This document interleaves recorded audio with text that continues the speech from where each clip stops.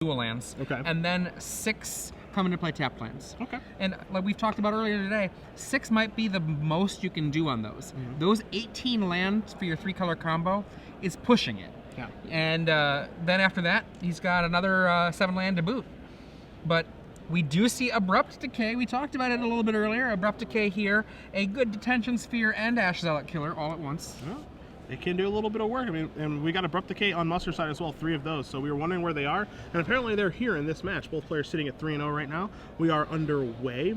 Musser going to start off with a Temple, while Witton just has a dual land and breeding pool. Take a look at Musser's deck list very quick. You guys are curious about what a junk deck looks like nowadays. You're not going to find Grizzly Salvages and Mulches and Abrupt Decay. Part of the reason is because 2 of those cards are no longer legal. But the third one, not really reanimating nowadays. But you will find a Voice of Resurgence to go along with Elvish Mystics, Sylvan Caryatid, Scavenging Ooze, Loxodon Smiter, Sin Collector, and Obsidian Ghost Council, for Musser's creatures. Lifebane Zombie here from Witton, going to show off a hand of... Is it a whiff? It is a whiff. Oh, look at that. Enough. There is a fake green creature in Dan Musser's hand. I know that in all of my decks that had Lifebane Zombie in the previous format, I've taken them out of all of my decks. Yeah. I don't think it's doing the work anymore, and the work that it needs to do, it needs to be in a world where it's reasonable to see a Thragtusk, reasonable to see an Angel of Serenity, things like that. And I don't think the world exists anymore. But in a matchup like this, I think that the Lifebane Zombie is actually usually pretty good. You take a look at the hits that he has. You got 4 Mystics, 4 Resurgence makes 8, 3 Sylvan Caryatid makes 11, 2 Oozes makes 13, 4 Smiter makes 17, 18, 19, 20. So it can actually hit all 22 creatures in Musser's deck, but what it cannot hit is Advent of the Worm, which you did see in Musser's hand to go along with 2 Doomblades. There's a Temple Gardener, there's a Scavenging Ooze, Voice is going to come into the red zone, and Musser is going to happily pass the turn back, which currently looks like he's ahead in the board position game. But those 2 Doomblades, what does he have to target with those, Adrian, in Witton's deck? Because obviously you can't kill either of the creatures that are on the board. Well, the most important one is Prime Speaker, because that guy is probably going to get pretty big when it comes out. He's going to draw all kinds of cards with the Prime Speaker when it finally does hit, but that's just a huge, huge creature, and he's not going to be able to hit the Lifebane Zombie that we see him play, but there are Polukranos hanging out in the deck. He's got Scavenging Ooze that can be taken down by it. Experiment 1 can get big, but it'll be probably regenerating by that point. Reaper of the Wilds, what the heck? I can't Doomblade that one Nope, either. that's a big one though. Ooze going to turn into a 3-3 after Abrupt Decay did take care of Musser's Ooze. Now you've got a Doomblade here at the ready. Looks like it's going to take out Witton's Ooze, and it is. There it is. I mean, there's actually a lot of cards in here that can't be Doombladed. I mean, between things like Sylvan Caryatid and Prognostic Sphinx and the huge Reaper, there's a lot of cards here that actually get missed, so getting a chance to shoot something is always good when you've got a card that could be dead. Musser just with another Voice Resurgence here, so he's got 2 of the Elemental in play as he passes the turn back to Witton. We'll see if Witton has any big spells to play, because that's where he kind of gets his advantage in his deck, is that he's got some big spell cards to play. Again, Prognostic Sphinx, he has Prime Speaker, here's a Thoughtseize, wants to see what he has to deal with. He knows about that Advent of the Worm, he knew about that other Doomblade as well, and then there's a copy of Godless Shrine, so there goes the 5/5 token maker. Goodbye, 5/5 Trampler. In with the 3/1. This guy can't be blocked. Sylvan Caryatid number 2. That brings him up to the 6 mana. He does have a card in hand yet. And the big thing here is that both those voices are in lockdown right now. They can't attack because the Caryatid has an 0-3, so neither one can get through. You just have them block each other, and then as an untapped Godless Shrine comes into play, looks like it's a 5 mana spell. Ghost Council maybe? Oh nope, 4 mana plus whip? mana. Ah, okay, the Whip of Erebos. There we go, a little bit of life gain. All right, so attacking is reasonable now, but as I was saying, the voices, they can't get through damage and they can't block either because of Intimidate on the Lifebane Zombies, but I mean, at least they're gaining 4 life, so they're treading a little bit of water. Yep, and if you're wondering why he took the damage from that land, he needed a second black. He had the 4 mana, but he did not have the second black. So we know Musser's last card in hand is just a Doomblade. Witton knows that as well from a Thoughtseize. So Witton is going to tap some mana. There's another Lifebane Zombie. They'll show you the Doomblade at home, and in for 3. Now, this damage sounds like a lot. You've got 6 evasive damage, but because of that whip, you're knocking out 4 of that. That's a lot. Kind of scary here. Witton's last play for that turn after playing the Lifebane Zombie was that Temple, and he does leave the card on top of his deck. So now Musser has to know that something real is coming in, as he's just going to pick up those 2 voices and turn them both sideways again. And are we going to see a chump block? Nope. We just have the block of the Caryatid, the Life-Bane zombie, hanging out to try to bring the attack in. Dan, that whip making him have a 4 life gain. That's just so huge right now. He's going to be able to gain more life moving forward now, too, because Smiter is actually something he was looking for. No, it can't block, but it can get through those Caryatids, as here's a Pelucranos World Eater, which, oddly enough, Musser's not really going to care very much about, because he does have that Doomblade in his hand. So 6 damage is going to come across from those Life-Bane zombies. Musser takes a look at his Doomblade, wants to read Pelucranos really quickly, saying, I can kill this, right? Doesn't say I can't Doomblade it. And after he does read all of that text, yeah, kill it is what he's going to do with Doomblade. So he's going to untap here, and the card that's actually playing a huge role in this game right now is that whip, because it's giving lifelink to everything, as Musser's going to draw a card and predictably turn all of his creatures sideways. So he's going to be gaining 8 life here, Adrian, and going up to a pretty healthy 25. You see the life totals are going to go back and forth. Godless Shrine just passed the turn back. The whip has kept this game absolutely in Dan's grasp. If it wasn't there, I think we'd already be seeing him dead. Yeah, it's strange that a card that just says all your creatures get lifelink would be as good as it is, but you know, the whip being able to do that and then generating a little bit of upside with the activated ability, it's looking really, really strong now, and it's actually Taylor Witton who's the one on the backside, as he's attacking again with 2 Life-Bane zombies to put Musser down to 19. The Scry off Temple of Deceit staying on top of the deck. So Musser can't control that, but we'll see what he can find. Dan comes on in, 8 power coming in. Caryatid blocking the voices. Taylor loses 4. Dan gains 8. Dan drew a spell. What is it? Oh, Another gosh. voice? All right. Okay. Planar cleansing would help, but not by much. Yeah, that it would not do a ton. It'd leave 9 power on the table. Here's 6, man. Is this a Prime Speaker? It is a Prime Speaker. Oh, there we go. So, Prime Speaker is going to be getting 3 counters on it. It looks for a big creature nearby. It sees a Life-Bane zombie. There's 3 power extra. So 4 cards going to go over to Witton's grip. 3 from the counter, 1 just because Prime Speaker Zagana does cantrip on its own. It's not just a blank card when it comes into play. So 4 cards drawn off the Merfolk Wizard. And that thing can actually trade to Loxodon Smiter right now, too. So it's actually a really, really big draw there for Witton. He's also able to come across for a bunch of damage, too. So things are turning back in his favor a little bit here, as he's going to be able to scry 1. Hopefully, for Taylor, hopefully he found some more gas. Because with that whip, a dead Smiter or a dead voice is still pretty impressive. That's true. That's definitely true. See the Caryatids being reached for here. Probably going to go block on the voices like we've seen prior. And I wonder if he wants to trade that Prime Speaker for the Smiter. All right. Let's get some more life gain back up to 23. Smiter trades with the Prime Speaker. And, pardon me, gaining the... I forgot that voice was off camera. Yeah. That third voice. So another 2 damage to Taylor and another 2 life for Dan Musser. So 25-2 looks to be the game score right now. Here's another Scry. He's got so many Scry lands in his deck. So being able to have pretty healthy control over his draw step. Looks like he may just pass the turn back. He does. Wow, all right. So Taylor Witton has actually put the brakes on here. Here is a Temple of Silence from Musser. Going to take a little look-ski-poo. I wonder if Taylor is forgetting the other ability of Voice of Resurgence. Sure.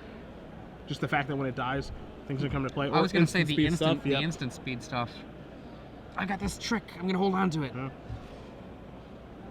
Or what if he just has nothing? I mean, he could have nothing. There's a chance that, that Prime Speaker did not help very much. Back comes the Loxodon Smiter. Into the red zone we go. With all of the creatures, Smiter will die from the whip on the end step for Musser. But for now, 4 points of hasty damage coming through with lifelink. Whip having a solid impact on this game. It is shocking to me how good the whip is. Mm-hmm. And even so, in all the decks that I'm running it in, I'm down to 1 just because red. You'd think that whip would be great against red, and it is. But it also is a turn you basically do nothing. Yeah. So you're basically taking a turn off to cast it. Here's your blocks. Life-Banes. Where are they going to go? Because we've seen the Caryatids do this for a while with the Voice of Resurgences. Looks like he's just going to chump block here. Is he going to let through that other voice? So he should be sitting, yeah, this is going to knock him down to 1. He's actually sitting at 3 right now, not 2. So this should knock him down to exactly 1. And things die. We're still up with voice. Okay. Taylor hanging on. Passes the turn again. He's got 3 blockers. I believe there are no creatures in Dan's yard. Abrupt Decay should be able to finish her. this up, and it will. So Dan Musser is going to win game number 1 here against Taylor Witton. Yeah. Junk up a game over Prime Speaker Bug. We'll move immediately to the sideboards for you guys right now. See what Prime Speaker Bug has access to in the board as Witton's going to be on the play. I've got 3 Lotless Trolls, an Abrupt Decay, a Scavenging Ooze, an additional, or excuse me, his Whip of Erebos, 2 Ashiok Nightmare Weavers, a Thoughtseize, a Pithing Needle, 3 Golgari Charms, and 2 Underworld Connections. So we'll go one by one here. Lotless Troll could be a pretty good blocker in this matchup, just simply due to regeneration and the fact that he can make it bigger. Yes, I don't think it's going to happen very often, but just being a 2-1 that can regenerate and block and hold down the fort for a little while to buy him time to find some of his more powerful cards could be a step in the right direction. Additional Abrupt Decay, looking at the targets there, there are targets. Yeah, there are plenty of targets. Voice Resurgence is not the best one. Sylvan Character obviously you can't hit. Mystic, Scavenging Ooze, Lockstone, Smiter, Sin Collector, and Advent of the Worm token. So they're definitely targets here. So that's not so bad. He already has some Abrupt Decays in his main deck, however, so not sure if he's going to want more of those. He's already got 2 in his main, additional 1 in the sideboard. Additional Scavenging Ooze, it's basically going to be the biggest green creature out there on the table after everything trades, so I actually like boarding another one of those, even though Witton doesn't have very much removal in his deck. 2 Ashiok Nightmare Weaver, I don't think really for this matchup, much more for your Esper or blue-white decks.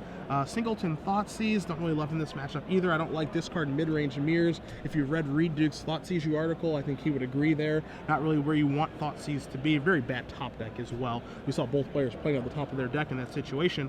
Singleton Pithing Needle, I don't think very much in this matchup. 3 copies of Golgari Charm, and then 2 Underworld Connections. Connections I like. When you're in a mid-range mirror, you would love to pay a life for an additional card, and I think in that last game that we just watched, Witton would love to have had a Underworld Connections in play to be able to draw some cards and try to get himself out of that situation. So of those cards, maybe Lotless Troll, but I think definitely Underworld Connections. Cool. Dan Musser with Junk, 3 Thoughtseize, and you already talked about the role of Thoughtseize in matchups like this. It's interesting though, because I feel like while Reed Duke did say that, I think that a lot of players out there have mixed opinions. One Doomblade, which I think is a very easy choice to bring in, even though the Lifebane Zombie is not a card you can hit. I think that there were a lot of creatures that were not Lifebane Zombie that Dan Musser saw. When I see a Prime Speaker deck, I'm expecting to see other green creatures that are big. Yeah. Golgari Charm can give some regeneration, which could be powerful, but I don't think that's where he's going to go. Hero's Downfall, on the other hand, that'll kill anything. Anything he can target anyway. That seems like a good one. Underworld Connections ×2, so there's a lot of similar cards here. I like both of those. Sin Collector I don't like so much. It's 3 mana for a card that might just whiff. Now, interestingly, we've got 2 Shadowborn Demon, which I think are totally great, but then Unflinching Courage. The thing about Unflinching Courage is he's playing against an opponent that has black. Black has a lot of targeted removal. And at the same time, I think it cannot be lost on Dan Musser just how much the life gain that he had from the whip mattered. So it's possible he'll bring in the Unflinching Courages. I wouldn't do it myself, but one of the things about a win is sometimes you can get data from that win that says, oh yeah, lifelink, that was so great. And you can sometimes be distracted by it. Personally, I don't know about you, I wouldn't bring in Unflinching Courage. I'd bring in the 2 Shadowborn Demons, the 2 Underworld Connections, the Hero's Downfall, and maybe that Doomblade. I'm a little bit surprised, actually. We talk about cards that, because the new set comes in, it's interesting, right? Where, we see Innistrad leave, we see Theros come in, so all the talk is about Theros, Theros, Theros. Man, I love Theros cards. I love the gods, I love their weapons, I love Stormbreath Dragon. And you forget about some of the cards in M14 that kind of came out. You forget about a card like Colonial Hydra, which is obviously an insanely powerful card. Another card that you very easily forget about is Shadowborn Demon. You mentioned it's in the sideboard of Musser's deck. I haven't heard a peep about that card since release. You talked about it in Junk Reanimator, that it's something Great to Unburial rights and stuff like that, but since that stuff rotated out and Theros was rotated in, I haven't heard a word about Shadowborn Demon. And I think in your mid-range match, it's a card exactly where you want to be. I think it's going to be great in this particular matchup. 5/6 body, kill a creature when it comes into play, ideally a Scavenging Ooze, I think is probably what it's going to end up taking care of. I think that's a pretty good card, and of course it's a flyer and it's huge, so now, we just saw in that last match a lot of ground combat. It being black means it can block a Lifebane Zombie. I think there's a lot of positives for that card in this particular matchup, and it's just a card overall that I don't think there's been a lot of talk about.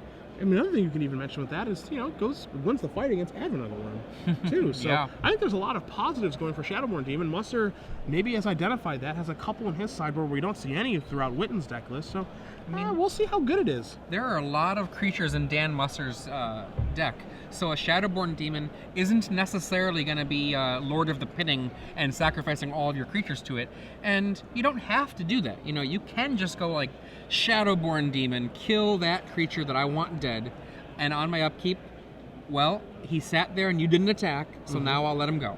But I know I was talking with a number of people at the Invitational, and at the last Invitational that we had for Star City Games, Shadowborn Demons were everywhere, and people said, you know what? A lot of times you just are happy to have that little effect where he just goes right to the graveyard, and other times you're just happy to sacrifice random elves to have your demon still be out. Now, I don't want to take the attention away from this matchup, but a lot of Twitter, a lot of people on the Twitter sphere asking about Daniel Novak's mono green deck. Can we get a deck tech, please, please, please? Don't worry, Glenn is on it, my friends. After Dan does finish his match this round, one, we'll be able to tell you if he won or lost, but two, he'll be in the sideboard with Glenn. So we'll get a deck tech for you guys at some point later. You can find out about all his deck list. Again, it is a deck from Magic League that Dan did base his list off of. Not sure if he made any changes from that exact 75, but apparently it's been crushing up Magic League, and Mr. Novak is off to a fantastic start here. 3-0, potentially 4-0 after the round is over, and he said he's very happy with his deck. Yeah, for my conversation, he said it was very close to that deck, but there were a couple of differences. All right. Well, we'll know more about it. Glenn will get all the juicy details for you guys, and that'll be up. We'll also run it here during one of our commercial breaks as well, so don't worry. We'll have more for you about mono green, but we're going to look at Musser play Chunk. We're going to watch Witton play Prime Speaker Bug. Taking a look at Witton's deck list again here. You know, his deck looks like it has like kind of an identity crisis, because it looks like it wants to be aggro. It looks like it kind of wants to be controlling too. A card I didn't even realize was in his deck was Experiment 1. How well does that play in this deck when you have you have Sylvan Caryatid, which does evolve it, do the toughness portion of it, but Sylvan Caryatid kind of promotes a little bit of defense. You've got Scavenging Ooze, you've got Lifebane Zombie, you've got Boon Satyr, so some aggressive cards there, but you're trying to play for a little bit of longer game with Prime Speaker Zagana, Prognostic Sphinx, Reaper of the Wilds, Pelucranos, which kind of promotes a longer game as well, so kind of interesting to see exactly what his deck's trying to do. Maybe it's trying to do a little bit too much and isn't focused enough at this point in the metagame. As you see, Witton has taken his mulligan. Looks like Musser has mulligan down to 6 as well, so will either of these players keep going, or will they stop on 6 cards? So, Reaper of the Wilds, I would not have picked that to be a card I'd see under the camera at 3-0 at the beginning of this event. If you look at Reaper of the Wilds, this is a new card. 4 mana, 4/5, green, black, and 2, but it has a really awesome ability for green 1, hexproof. So, I mean, in some ways, it can kind of make a little bit of a old school Morphling impression and just say, you know what, nah, you don't get to touch me. And you know, I'm curious to see how this one plays out. I have not seen it in constructed at all. No one has play tested it against me. No one's put it on the table. So a card that, that card reminds me a lot of Ember Swallower, and I'll let you know why. Ember Swallower is this very interesting card. Obviously, Ember Swallower is red, Reaper of the Wilds is black and green, but I'll explain the parallels to you very quickly. One thing that you look for in the format is what removal is being played, and what are the power and toughness of like the relevant creatures in the format. Ember Swallower actually passes a lot of the test in the format right now. You've got creatures that are pretty big, the biggest of which I think a lot of the times is Loxodon Smiter. Swallower happens to be a 4/5. Much like Reaper of the Wilds. Then you try to pass the Selesnya Charm test. Swallower's a 4/5, so is Reaper of the Wilds. Then you try to pass the Mizium Mortars test. Swallower is a 4/5, so is Reaper of the Wilds. So what test doesn't Swallower pass that Reaper of the Wilds does? The Doomblade test.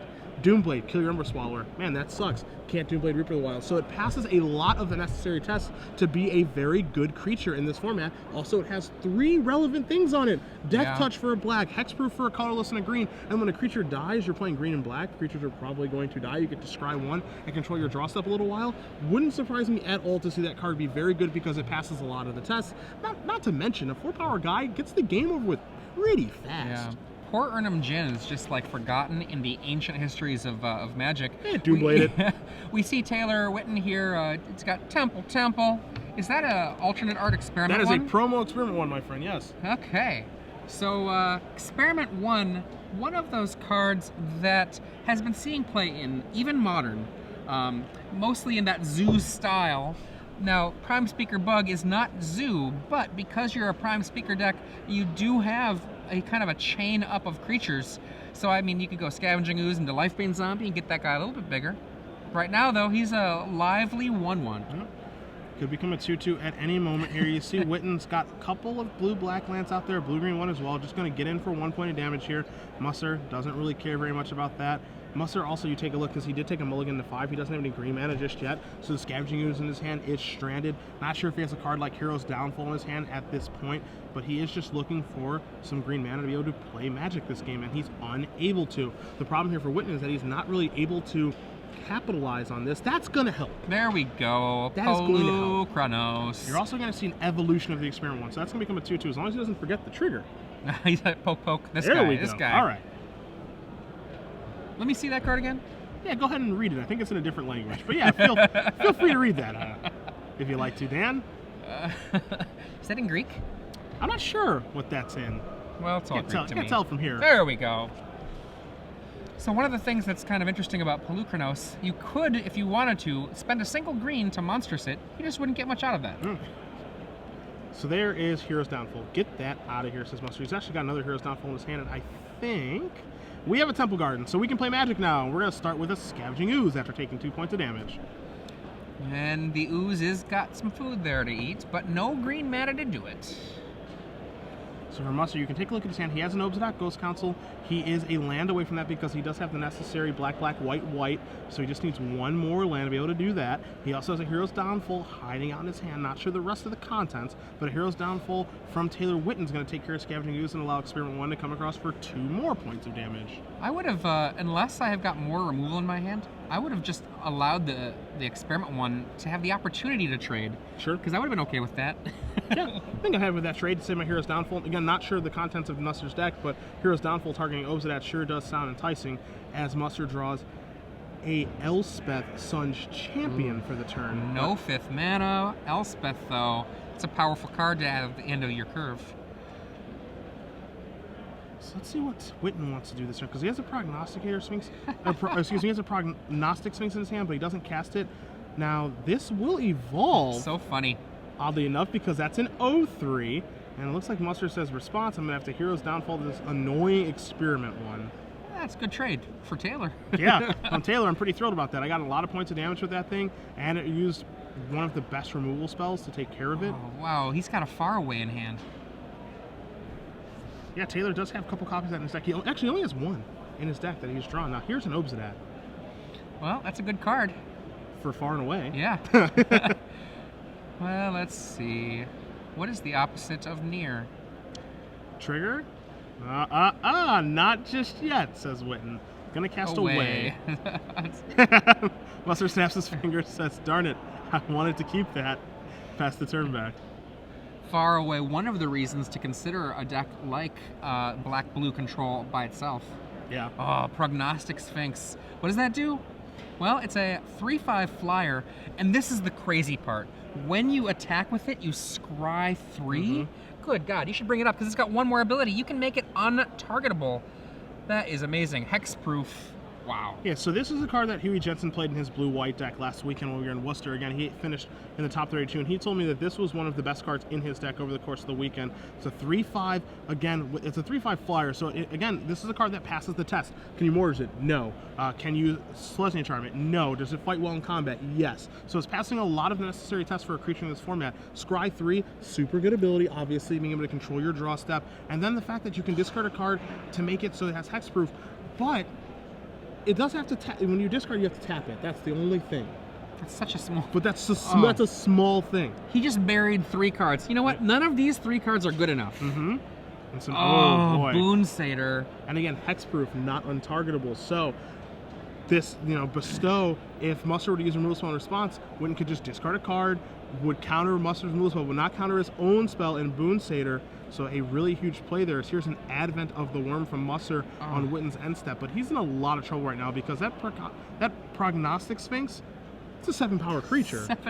7/7 that is just building a crazy hand. And what's that? You've got cards in your hand. There is nothing that Dan can do to that Sphinx that will just get rid of it right now.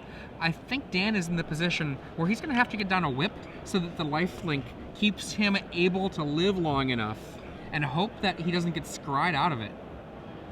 Obsidian? Shadowborn Demon, gonna Nice target try. Which one of these cards am I going to Yeah. get rid of? The Shadowborn Demon can chump block. Yeah, it can. It can.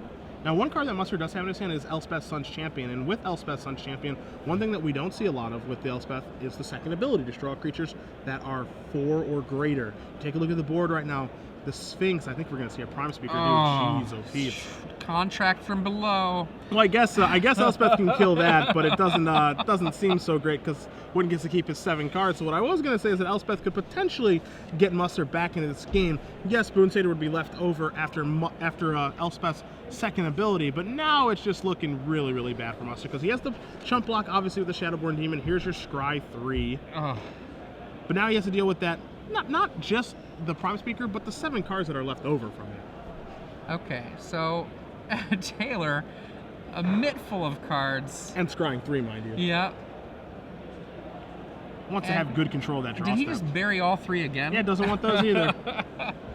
Looking for better cards. Oh boy. Yeah, playing against Prognostic Sphinx is not fun. I think it is likely we will see a game 3. Elspeth right now is, and Dan Musser has that in his hand, does he?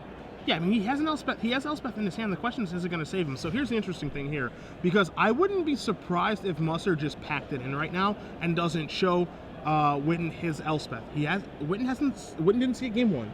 He hasn't seen it this game either, and I think it's very hard to predict that a deck like this actually has Elspeth in it, because first of all, Junk isn't an established archetype, but second of all, you don't know how high up the curve Musser is going. Is he kind of like a green-white deck with Experiment 1, a lower curve, top end at, maybe Boonsader and Advent of the Worm, or is he going bigger? I mean, we did see Obsidian a little bit earlier, but how high is he going? We know, as you guys do at home, that he has Elspeth in his deck, 2 of them to be exact, but you don't want to give away that information to Witton, especially when it's a game you're probably not going to win. So I wouldn't be surprised to see him just not cast it here. Because realistically, is he going to win the game if he goes Elspeth, -4 ability, kill your guys, but you get a Boonsader left, and you drew 7 cards and scry 3 to the bottom? Probably not.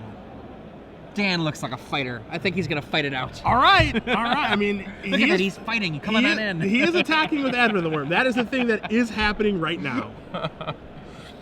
5/5. The Prime Speaker hops in the way. Dan's like, yep. All right, he's going to show him Elspeth. Let's fight. Okay, Yep. and the Boonsader and the Sylvan Caryatid hang out. And I wonder if Dan forgot about the Boonsader coming back? Sure. Or, because I mean, Boonsader is the reason to scoop it. Yeah, I mean, there's a real cost here to actually showing your opponent Elspeth. It's a card that, would it surprise you at all, like if he doesn't show him Elspeth in the game 3, Witton just starts laying down haymakers, big creatures, and then Musser just goes, all right, Elspeth, kill your guys, go. Like, I think there's a situation that could actually be presented where Elspeth can catch Witton off guard.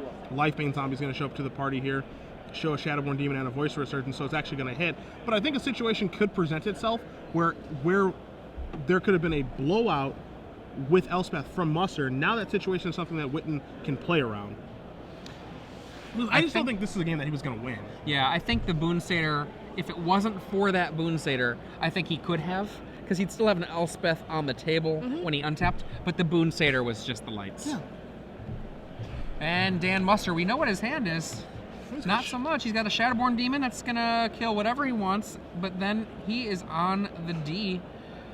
Yeah, and unsurprisingly, you're going to see Shadowborn Demon target the Scavenging Ooze. The reason for that, of course, is because Scavenging Ooze can actually control Shadowborn Demon, the number of creatures in the graveyard, so you actually have to kill that one first in most situations, which is fine, but not great, because now, again, Witton has all the cards, all the options, where Shadowborn Demon is just saying, please don't kill me.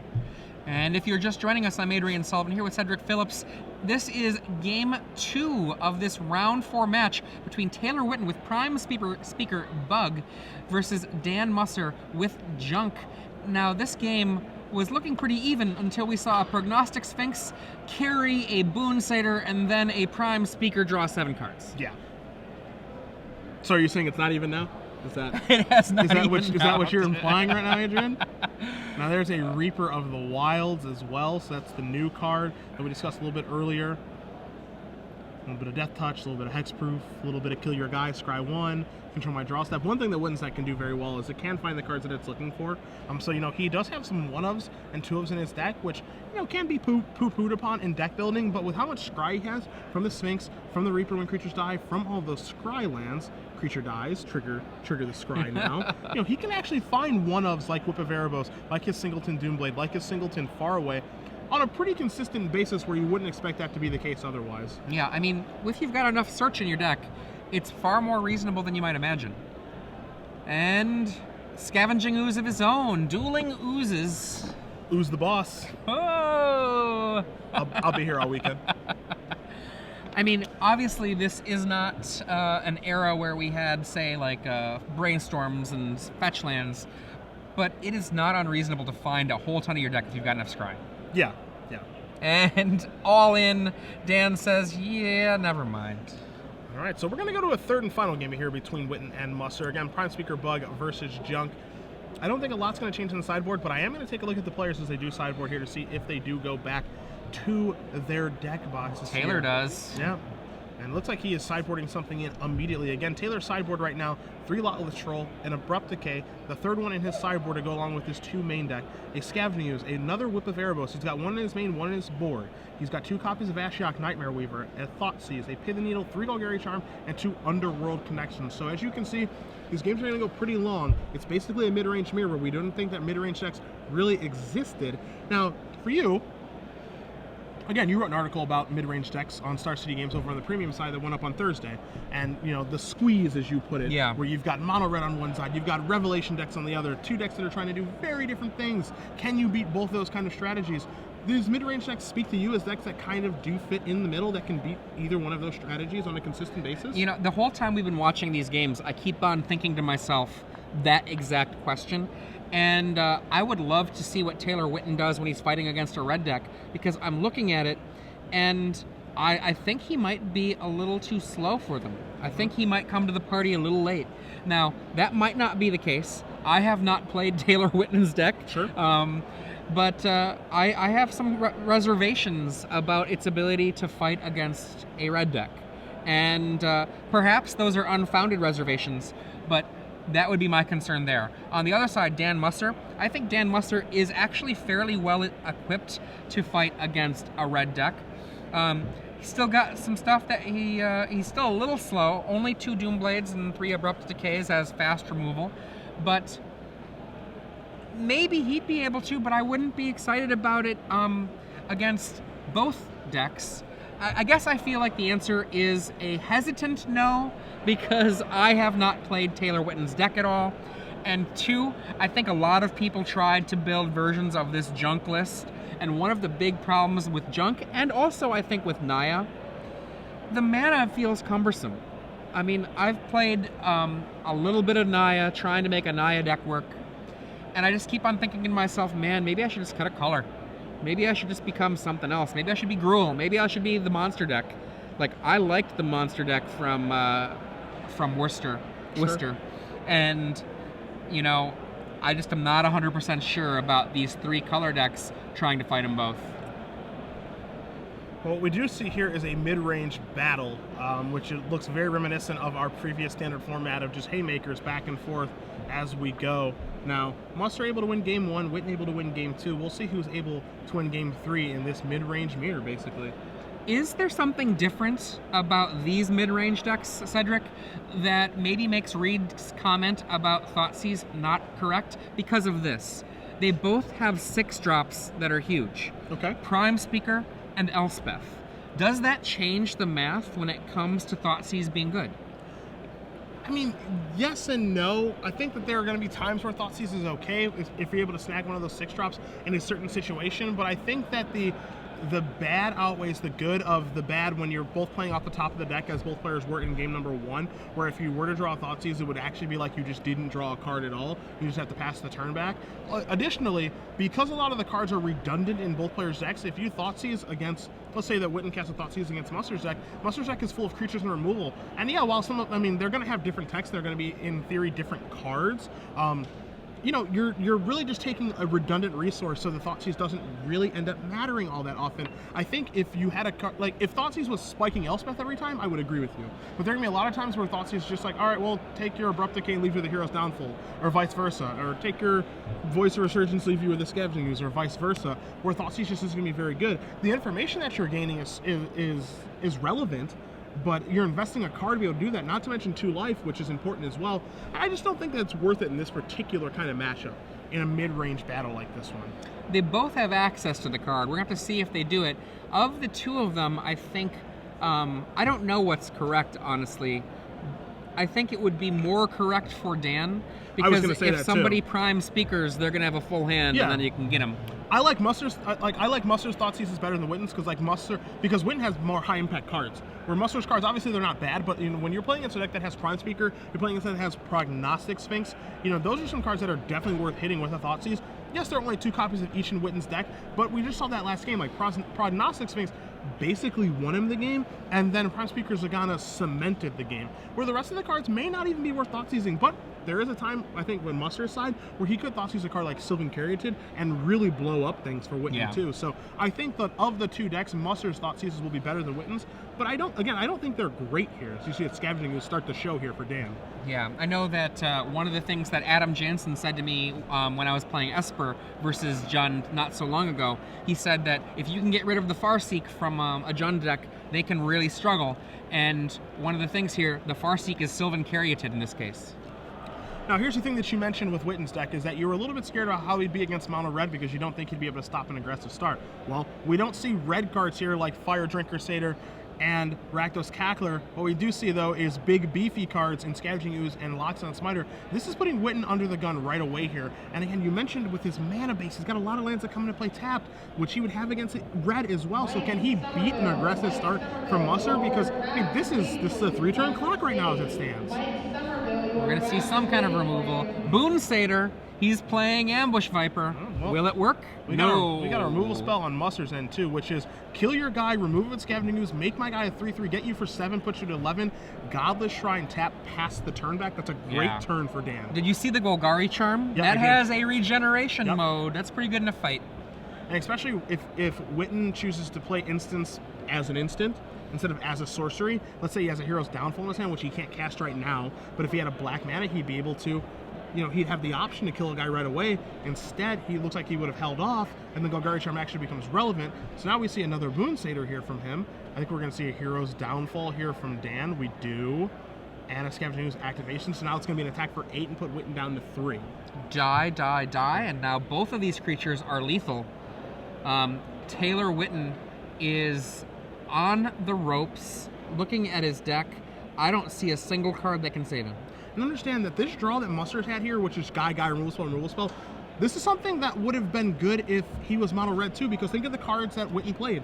They were both Boon Satyrs, both 2 toughness. So if you just went guy, shock your guy, lightning strike your guy, it doesn't matter the fact that it was a Hero's Downfall and a Doomblade, which are cleaner removal spells. Those damage-based removal spells would have gotten the job done here too in an aggressive start, and that is going to do it. So Dan Musser wins this match 2-1 over Taylor Witton. You see him scratching his head with how the first 2 games went. They were much longer affairs, but Musser got aggressive in this 3rd and final game.